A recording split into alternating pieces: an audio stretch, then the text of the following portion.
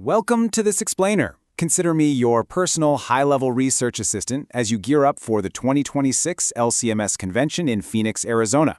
Look, if you're a pastoral or lay delegate, your today's business booklets are absolutely packed with proposals, and honestly, it is so easy to get lost in the weeds. So today, we're bringing intense focus to one of the most consequential, yet often overlooked, pieces of convention legislation, and that is Omnibus Resolution A.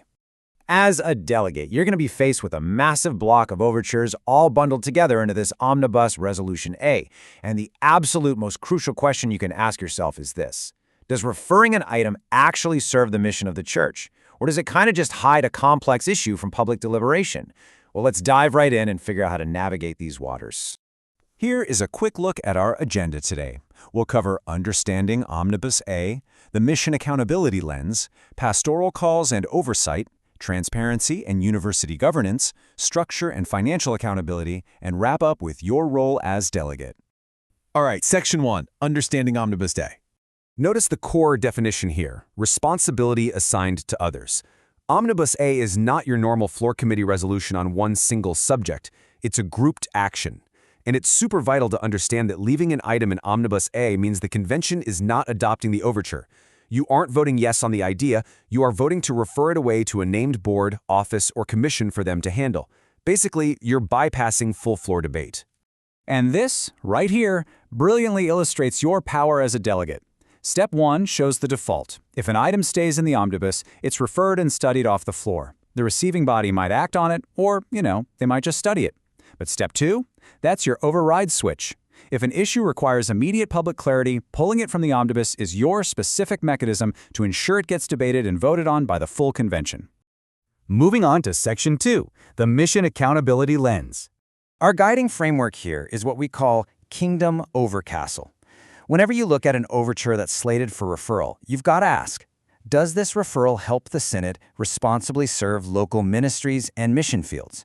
That's kingdom thinking.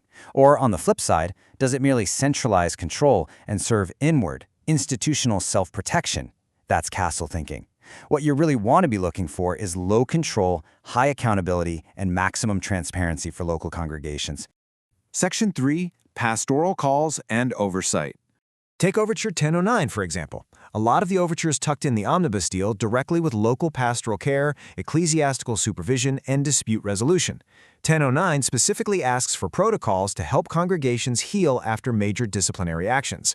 These are deeply local, deeply painful issues that we really must weigh carefully.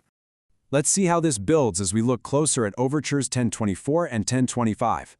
These are high-priority items. They're asking for crystal-clear guidelines on when a called worker's name is actually removed from the roster, placing a heavy focus on due process and pastoral care during those incredibly sensitive transitions. So the crucial point is understanding the proposed action.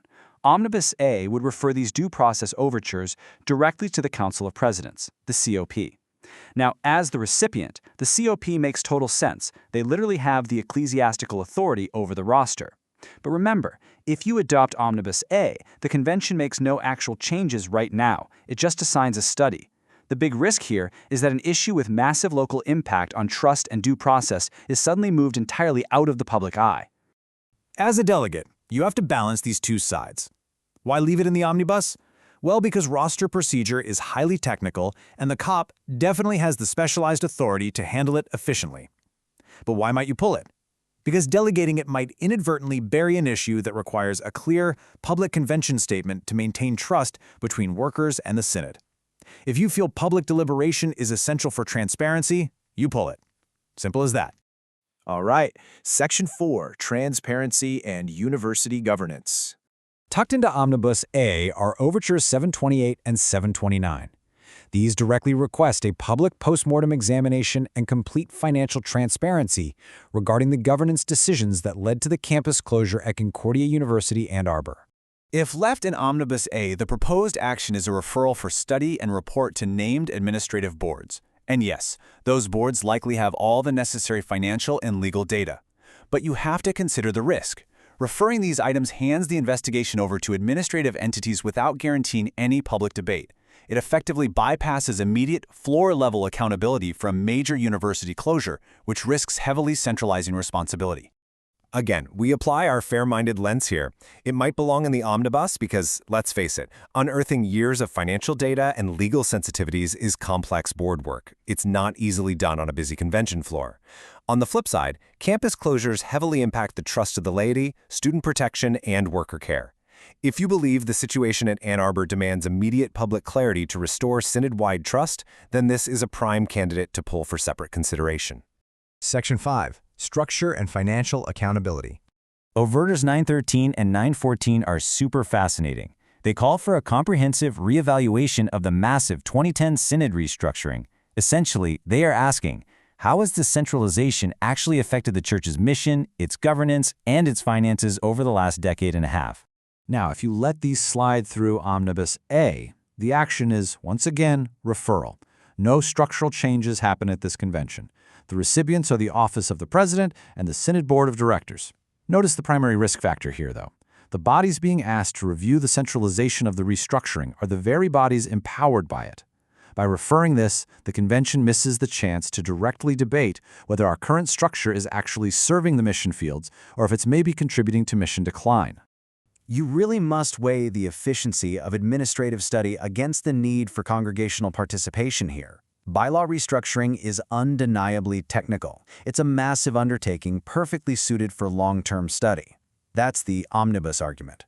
But if you suspect the current structure is prioritizing the castle over the kingdom, serving institutional protection rather than local church planting and outreach, then it absolutely demands immediate public delegate input right there on the floor. Finally, Section 6. Your role as delegate. Listen, keep this high-priority watch list handy. I highly recommend actually circling these in your booklet.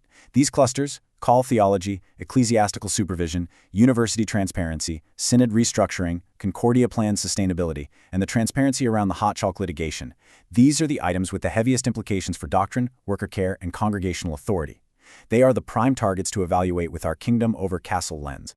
Remember, pulling an item from Omnibus A is absolutely not an act of rebellion. It is a sacred duty of accountability. It's the procedural mechanism you have to ensure our synod faithfully serves its congregations, its workers, and its neighbors in the broad light of day. As you review each item, just ask yourself, does a quiet referral serve the mission, or does it hide an issue that demands public clarity? The choice, and the responsibility, is entirely yours.